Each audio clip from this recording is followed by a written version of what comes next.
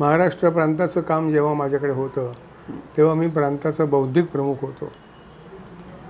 आमचे जुने प्रचारक होते कैलासवासी भोसले.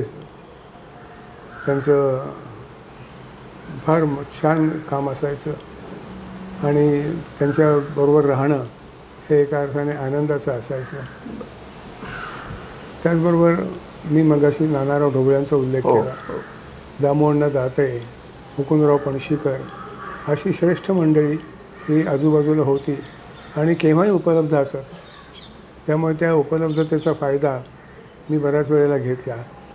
त्याच्यातून एक स्वयंसेवकाचं व्यक्तिमत्व अशा अर्थानं वाढत गेलं आणि संघ अधिकाऱ्यांनी माझ्यावर जबाबदाऱ्या टाकल्या. अगदी सुरुवातीला मी पुणे महानगराचा सहकार्यवाह होतो, जॉईंट सेक्रेटरी होतो. तिथून माझ्याकडे काम आलं महाराष्ट्र प्रांताचा बौद्धिक प्रमुख. तिथून काम माझ्याकडे आलं महाराष्ट्र प्रांताचा समन्वयक, हे काम त्याच्यामध्ये आलं. अशी कामाची एक चढती वागणी ही त्या काळामध्ये होती आणि मला ते पेलत नेणं हे खूप आनंदी वाटायचं. कोणाचाही दबाव नसायचा, काही संघात दबाव नसतोच, कोणाचाही दबाव नसायचा.